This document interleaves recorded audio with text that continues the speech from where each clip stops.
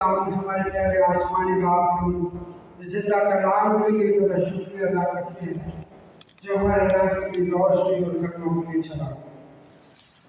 खुदा जब हम तेरे कलाम पर गौर करना चाहते हैं, सीखना चाहते हैं, मिन्नत करता हूँ कि खुदा तो हमारे ख्याल ध्यान तवज्जो अपने कलाम की तरफ रखे। तेरा कलाम खुदा हमारे राह की रोशनी और कदमों के लिए चला। खुदा तेरा कलाम जो हमारी इस्लाह करता, तरबियत करता, हमें सिखाता, हम तेरा कलाम सीखना चाहते हैं और मिन्नत करते हैं कि खुदा तो हमारे ज़हनों को खोल ताकि तेरा कलाम हमारे लिए बरकत का बायस चले। खुदा यीशु मसीह को आमीन। आमीन। जमात तशरीफ रखें।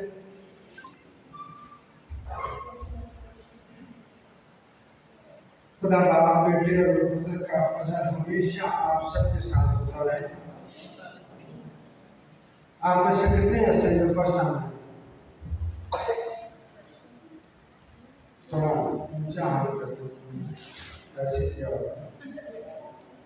इसका मतलब आप में से काफी ऐसे जो पहले भी आ चुके हैं। तो जो पहले आ चुके हैं वो कौन से? पहले वाले से आप सबको सेंट पॉल चर्च की कलीसिया की जानिब से खुशामदीद। तो हम बड़े खुश हैं कि आप इतना लंबा सफ़र करके, सबसे बढ़ के टाइम निकाल कर यहाँ तक।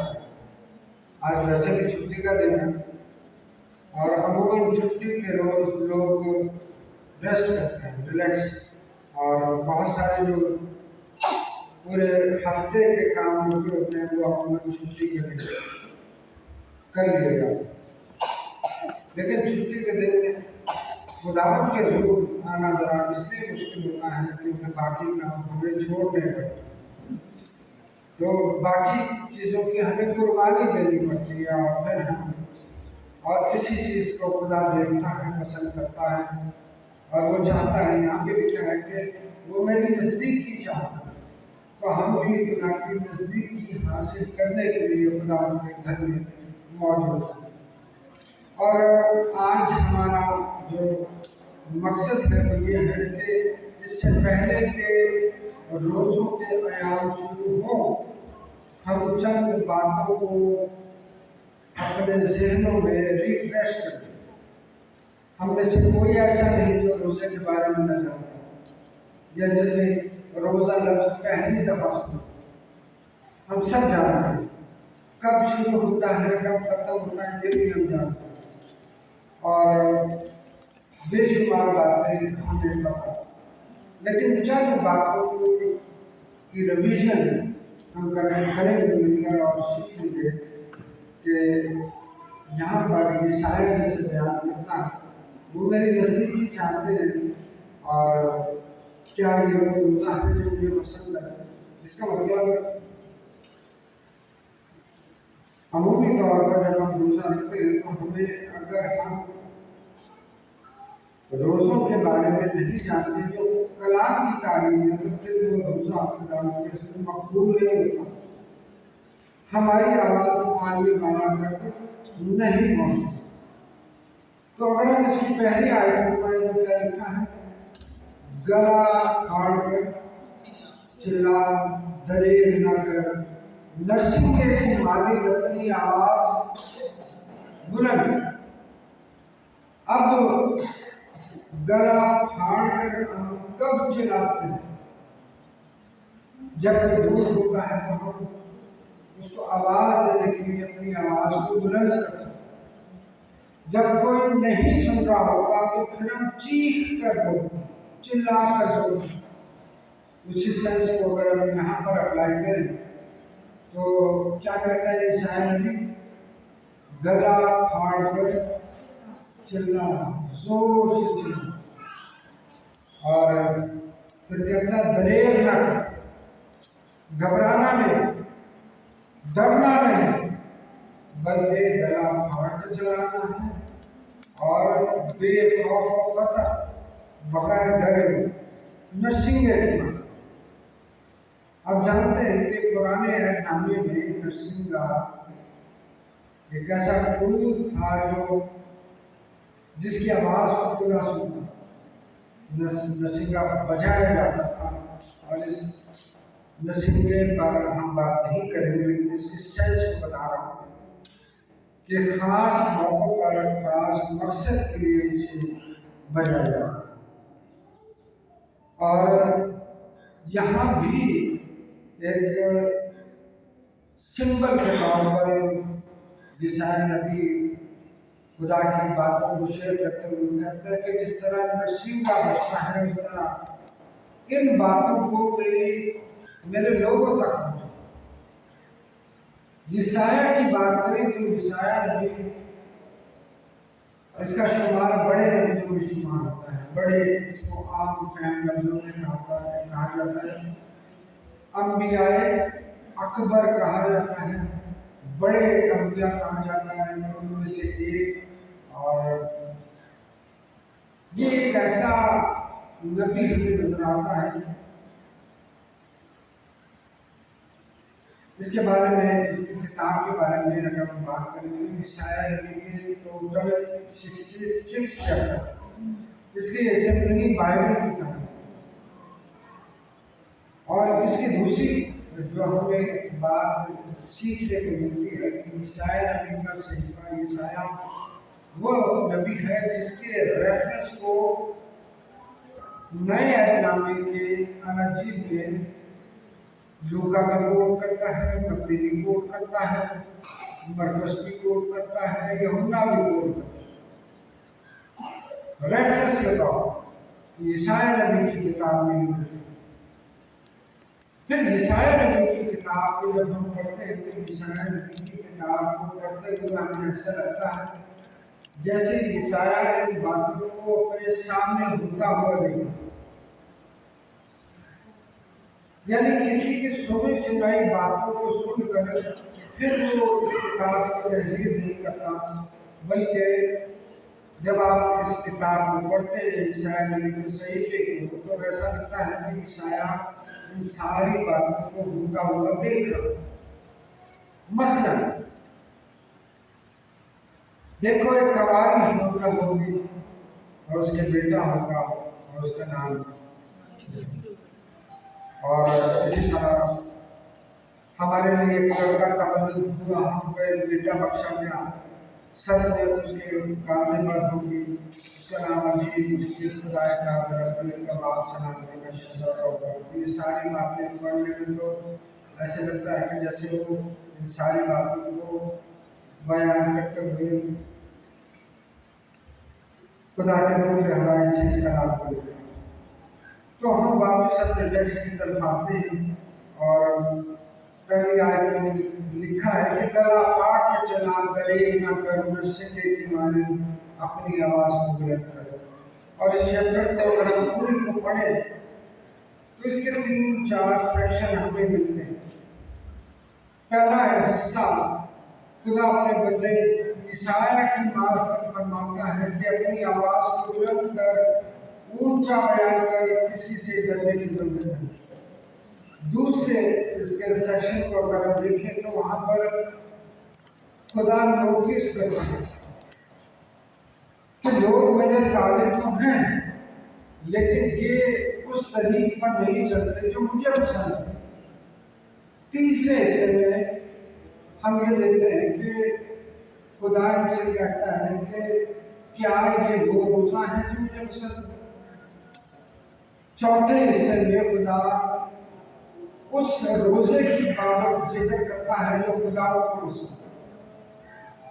और आखिरी हिस्से में खुदा बरकतों का, ब्लेसिंग का जिक्र करता है जो खुदा को देता है, जो रोज़े के वसीले से खुदा उनके सूझता है। अगर हम रोज़े की बात करें तो रोज़ा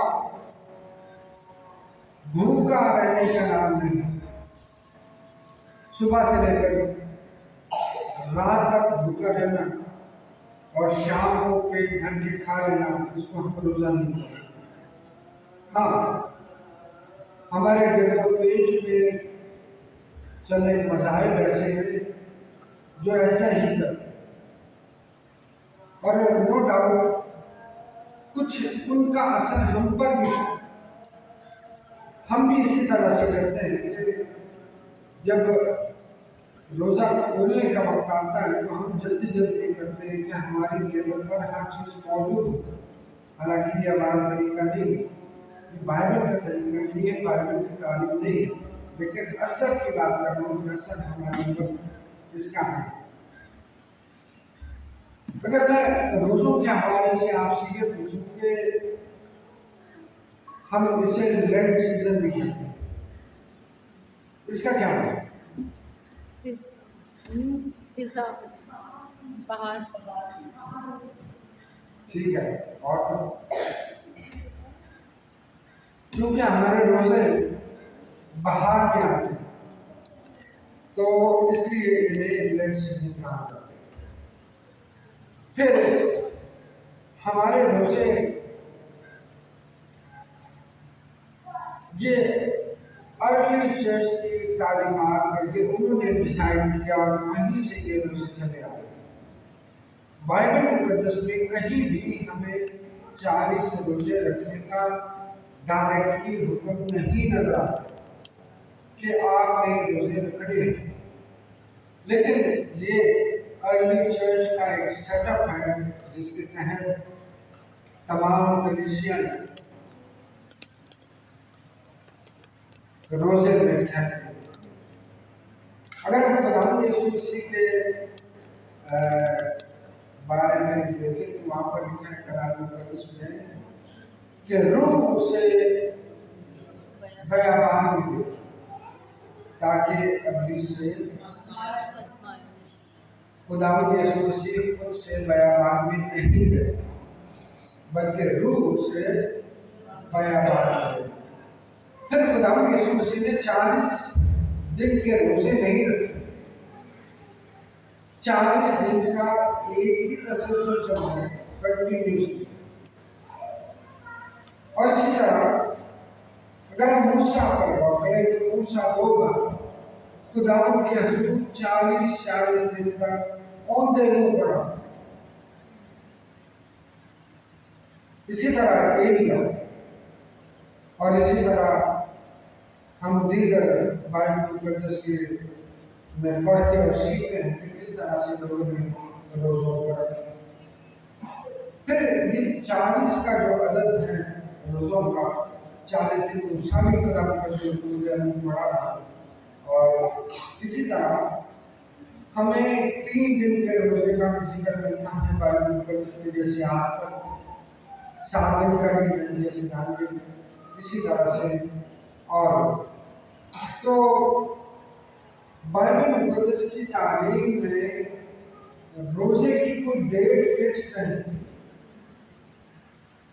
बल्कि जब भी आप चाहें आप रोजा रख कर खुदा के हुजूर ठहर सकते हैं, उसकी कुर्बत को हासिल कर सकते हैं। मत्ती 6 बार उसके 18वीं आयत के पहले अल्फाज, जब तुम रोजा रखे, में सब निकालेंगे मत्ती के इंजील उसका 6वां बाब और उसकी 16वीं निकाल लिया।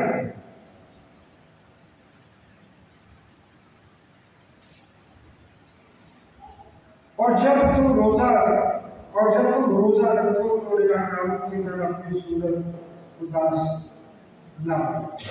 यहाँ पर लिखा है कि जब तुम रोजा रखो, इसका मतलब यह है कि हम रोजा किसी भी वक्त रख सकते हैं। और रोजों ही के हवाले से कि रोजा मकसद होना चाहिए, रोजा रखने का कोई मकसद होना चाहिए, और बगैर मकसद के रोजा देना। फिर अगली बात जो कलाम मुकद्दस में हम देखते हैं, गला फाड़ के चला, दलेर ना कर, रसीले की मांगे अपनी आवाज बुलंद कर, यूं ना हमारे ज़हन में आता, जिसको मुनादी के लिए नैनवा भेजा और जाकर वहां पर वो क्या करता है, मुनादी करता है कि नैनवा शहर तबाह और बर्बाद हो जाएगा। तो जब मुनादी करता है तो फिर मुनादी इसके लिए उसने अपनी आवाज को भी उतना बुलंद किया होगा ताकि उसकी आवाज लोगों तक पहुंचे। और उसने वहां पर जाकर लोगों से कहा कि तौबा करो वरना तबाह और बर्बाद हो जाओगे। और पूरे वहां के लोगों ने अपने सर में खाक डाली, राह पर बैठ के ताक होगा, खुदा से तौबा की और वो बच गए। रोजा बुनियादी तौर पर फाका करने का नाम है कि सुबह से लेकर शाम तक हम भूखे रहें और शाम को हम खा ले पेट भर कर और हम हमारा पहला रोजा होगा नहीं। जैसे मैंने पहले कहा कि हमारे रोजे का मकसद होना चाहिए।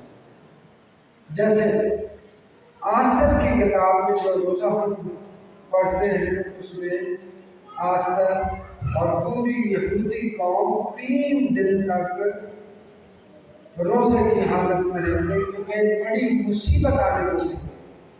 और वो क्या थी कि एक ही दिन में एक ही वक्त में यहूदी कौम को कत्ल किया गया।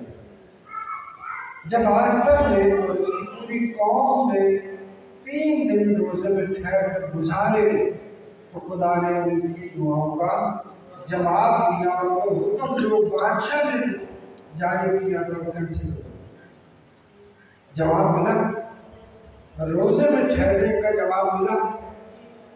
यहाँ ईसाया में लिखा है कि ये लोग मेरे तालिब तो हैं लेकिन क्या ये वो रोजा है जो मुझे पसंद है?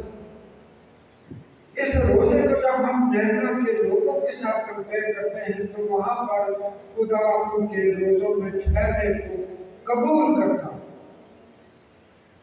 और यहाँ पर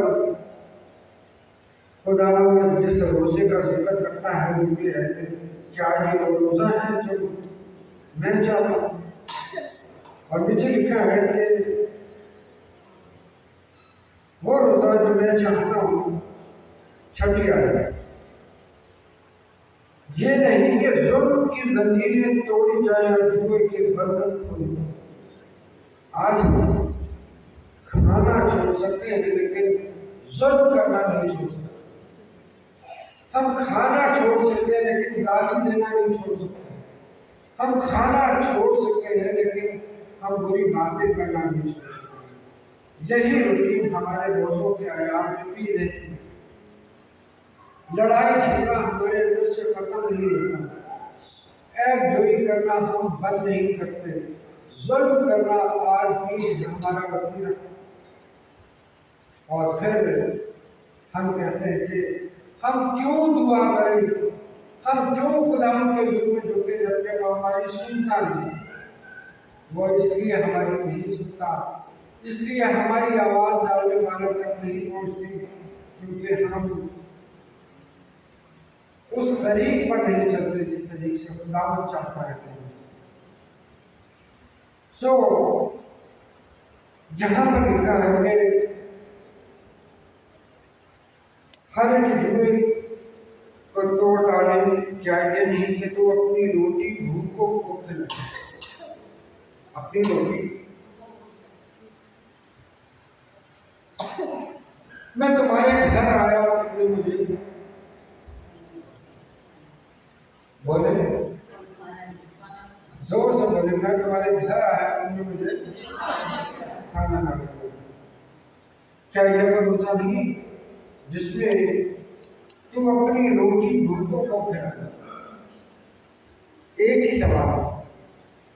और अगर मैं ये कहूँ कि आपका एग्जाम है और एग्जाम में मैं आपको क्वेश्चन भी बता दूँ और उसका आंसर भी बता दूँ और तब भी आप फेल हो, तब भी आप, तो फिर उसमें नालायकी किसकी? क्वेश्चन भी बता दिया, आंसर भी बता दिया और 100% उसी क्वेश्चन में, इसके बावजूद आप फेल। खुदा को ये तरीका पसंद नहीं। खुदा चाहता है कि जब हम रोजा रखें तो सिर्फ अपने पेट का भूखा रखें।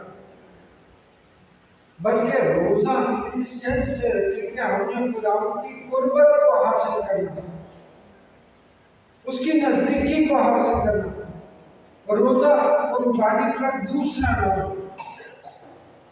आज हम रिट्रीट के लिए यहाँ पर आए, तब रिट्रीट किस बात की है? रिट्रीट इस बात की है कि इससे पहले के रोजे शुरू हो, वो बातें जो हमारी जिंदगी में एक्स्ट्रा है या रोजमर्रा में है, जिनको हम कम कर सकते हैं, हम अपनी जिंदगी से निकाल पाए, ताकि जब रोजों के दिन शुरू हो तो हम उस प्रैक्टिस में आ जाएं और उस तरीके से रोजा रखें जो खुदावंद चाहता है, और फिर वो रोजा खुदावंद के हुजूर मकबूल होगा। सो मेरे अजीजों, खुदावंद चाहता है कि हम रोजा रखें।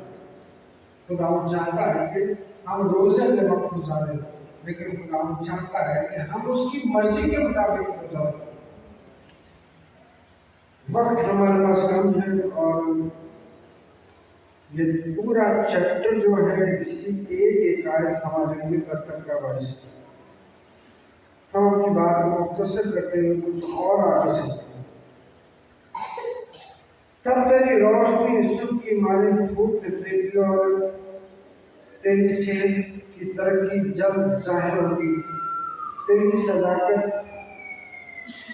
तेरी हरावल होगी और खुदावंद का जलाल तेरा चंडावल होगा। हरावल और चंडावल क्या होगा?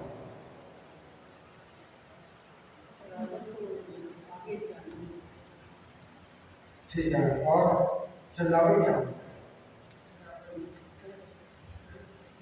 उर्दू वर्ड है एक्चुअली, आप इंग्लिश में इसको एक प्रॉब्लम है। अच्छा, ये है कि तेरी सदाकत, तेरी हरावल और खुदावंद का जलाल तेरा चंडावल होगा। हरावल फौज के अंदर जो दस्ता आगे चलता है उसको हरावल दस्ता है, और जब पीछे होता है वो चंडावल होता है। ठीक है, तो खुदावंद हमारे आगे भी और खुदावंद हमारे पीछे। ये है हरावल। तो खुदावंद तेरी सदाकत, तेरी हरावल हो गई और खुदावंद का जलाल तेरा चंडावल हो गई। ब्लेसिंग। फिर लिखा है कि जब तू पुकारेगा तो खुदावंद जवाब दे। पहले जवाब नहीं देना था। ऊपर अगर हम चैप्टर 18 की पहली, दूसरी, तीसरी, चौथी आयत को पढ़े तो वहां पर लोग कहते हैं कि हम रोजा क्यों रखें जब तू सुनता नहीं। नीचे खुदा कह रहे हैं कि अगर उस तरीके से चलोगे जो मैं तुम्हें बताता हूं तो फिर क्या होगा? फिर लिखा है कि तब तू पुकारेगा और खुदावंद जवाब देगा, तू चलाएगा और वो फरियाद फरमाएगा, मैं यहाँ हूँ, मैं यहाँ हूँ। जब ये लफ्ज़ हम खुदा के कलाम से पढ़ते तो फौरन मेरा ध्यान सैमुअल नबी पर जाता। याद करें, जब खुदावंद उसे पुकारता तो दौड़ा चला जाता है एली काहिन के पास और एली काहिन से कहता है कि तूने मुझे बुलाया है। वो कहता है नहीं, जब बेटा सो जा, मैंने तुझे नहीं बुलाया। फिर जाकर वो लेट जाता है और फिर उसे दोबारा आवाज आती है, सैमुएल सैमुएल सैमुएल। वो फिर उठता है और एली काहिन के पास आता है दूसरी मरतबा, और दूसरी मरतबा भी काहिन उसे कहता है कि मैंने तुझे नहीं बुलाया। लेकिन वो समझ जाता है, वो अंडरस्टैंड कर जाता है कि इसका प्रॉब्लम क्या है, और वो उसका सोल्यूशन भी उसे बताता है कि अब तुझे आवाज़ आए तो कहना कि आए खुदावंद, मैं हाजिर हूँ, तेरा आवाज़ सुन। यहाँ भी लिखा है कि जब तू पुकारेगा और खुदावंद जवाब देगा, तू चलाएगा, वो फरमाएगा मैं यहाँ हूँ, मैं यहाँ। तो इसको रोक के देख लेना, इसको। तो अजीजों,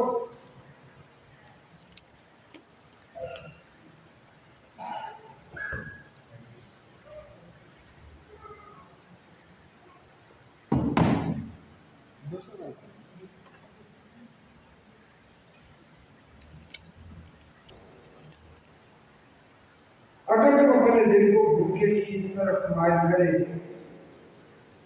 और आगे क्या लिखा है, आसूदा दिल को आसूदा करे, तो आगे क्या लिखा है, तेरा नूर तारीकी में चमकेगा और तेरी तीर की दोपहर में मालूम। ये है वो ब्लेसिंग जो खुदा मुझे तुझसे से हमें देना चाहता है कि खुदा हमारी जिंदगी को रोशन करना चाहता है।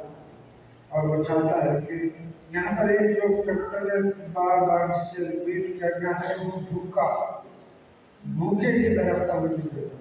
और इसलिए मैंने कहा कि मैं तेरे घर आया तो मुझे खाने को कुछ न किया। जब हम रोजों के हम भी अपना पेट काटते कुछ बचाते हैं तो इसका मतलब ये है कि हमें दूसरों की मदद करनी चाहिए। मत्ती की मार्फत लिखी गई अंजील बयान में अगर हम चैप्टर नंबर 6 मैथ्यू चैप्टर 6 को पढ़ें तो वहाँ पर जहाँ रोजे का जिक्र है वहाँ पर खैरात का जिक्र है, आसपास के कार्यक्रम का जिक्र है। और किसी ने कहा और क्या खूब कहा कि अगर हम रोजे के साथ दो पर लगा दें, एक दुआ का और एक चैरिटी का, खैरात का, तो फिर हमारा जो रोजा है वो खुदा के हुजूर फौरन पहुंचे। तो रोजे के साथ हमारी चैरिटी भी देना भी शामिल है। और रोजे के साथ दूसरी ये खुदा के हुजूर हमने वक्त भी गुजारा। रोजा कैसे हमने रखना है, खुदा के हुजूर ने वाज़ेह तौर पर इसकी तालीम दी। मत्ती की मार्फत लिखी ये अंजील उसका 6वां बाब 16 से 18। हम चंद मिनट और लेंगे, उसके बाद हम यहीं पर कलाम को खत्म करेंगे क्योंकि हमारे पास टाइम लिमिटेड है।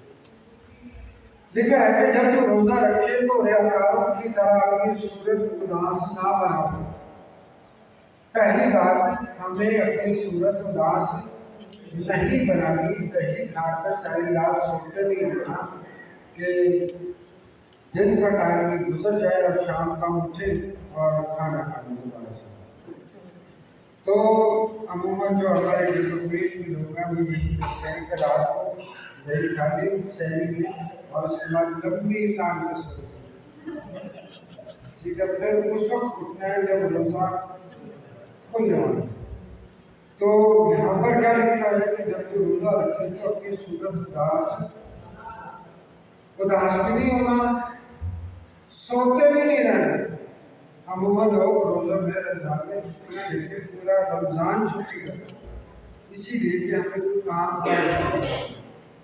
लेकिन यहाँ पर खुदा यीशु क्या कर कि अपनी सूरत उदास भी ना बनाओ और रियाकारों की तरह, क्योंकि वो अपना मुंह बिगाड़ते। समझ गए? मेरा तारीफों के गोटा से तो गोटा में तो यहाँ भी मैंने देखा, वहाँ तो पठान के पास आप रोजे में चले गए और उसे कहे ये चीज़ मुझे चाहिए और कीमत कम करने की आप बात करें तो वो बजाय उसको आपको देने को बोलेगा आप चले गए, मेरा रोजा खराब। बात नहीं करता, लेना तो दे और नहीं लेना। तो यहाँ पर क्या लिखा, अपना मुंह नहीं बिगाड़ा। और फिर क्या लिखा है, ताकि लोग मेरे साथ रहे जिनके पास कलाम को खुला रखें। तो मुझे पता चलेगा, जब आप साथ साथ इसको रिपीट करेंगे तो मुझे ये पता चलेगा कि आप मेरे साथ हैं, ताकि लोग जो उनको रोजा ना जाए। और फकी फरीसी भी यही करते हैं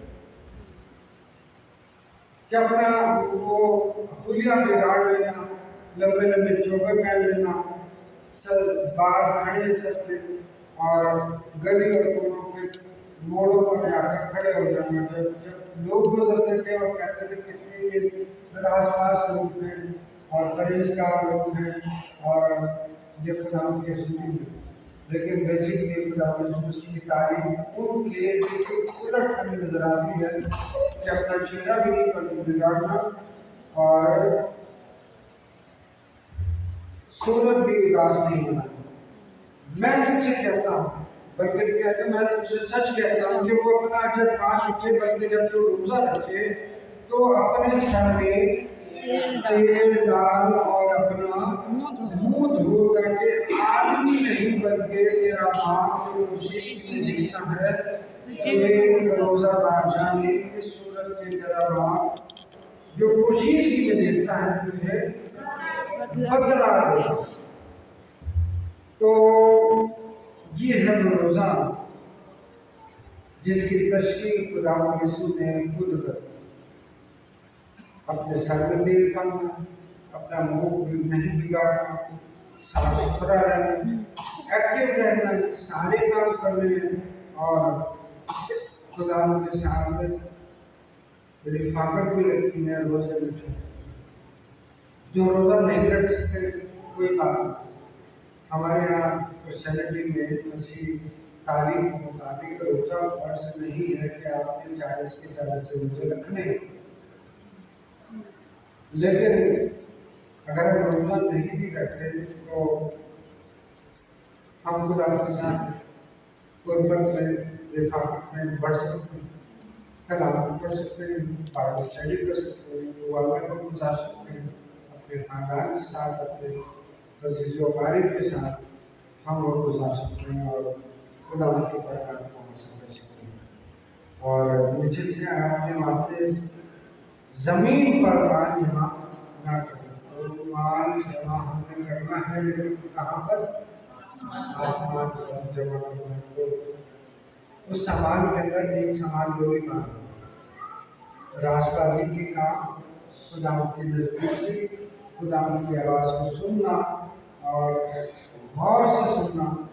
और इसीलिए वो कहता है निशान की मार्फत गला फाड़ के चला, दरेर ना कर, नसीले की मानी जबकि आवाज़ बुलंद कर। तो मेरे अजीजों, हम कलाम की यहीं पर खत्म करेंगे क्योंकि वक्त काफ़ी हुआ चाहता। आज के रिट्रीट में हमने क्या सीखा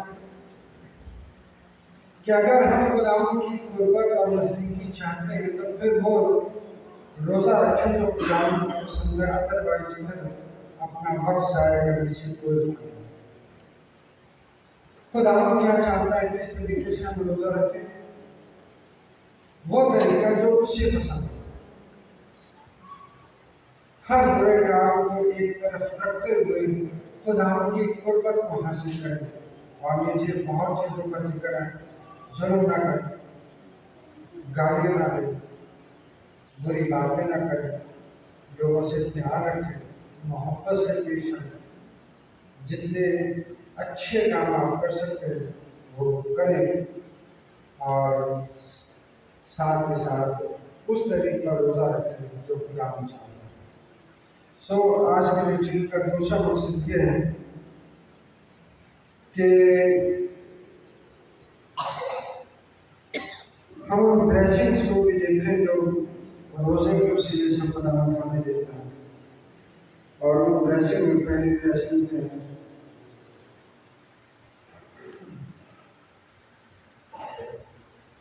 8वीं आयत, कोई पढ़ेगा?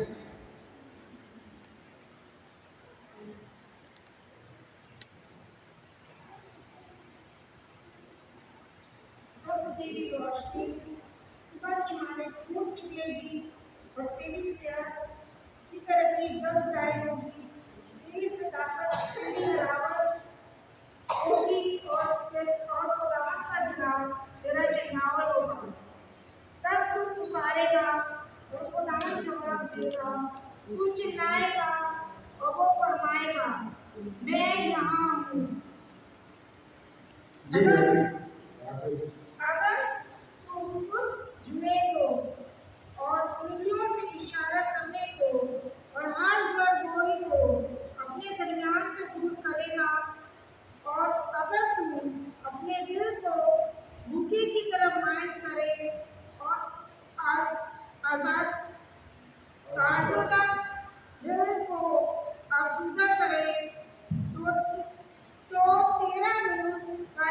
में चमकेगा और तेरी चीज भी हृदय के मानित हो जाएगी। ज्ञान और खुदावंद सदा तेरी रहनुमाई करेगा और पुष्टशाली में तुझे सैर करेगा और तेरी हड्डियों को कुंवत बख्शेगा। बस तू सैराब बाग की माने होगा और उस चश्मा की माने जिसका पानी कम ना हो। और तेरे लोग कदीम वीरान मकानों को तामीर करेंगे और तू पुष्ट पुल की बुनियादों को गड्ढा करेगा और तू रखना का बंद करने वाला और आबादी के लिए राह का दुरुस्त करने वाला कहलाएगा। आमीन। ये है ब्लेसिंग्स जब तू रोजा रखे और तेरी आवाज आदमी वाला तक पहुंचे, तो ये ब्लेसिंग फिर आपके लिए और मेरे लिए। तो खुदा हम सबको बरकत। तो अगर आप अपने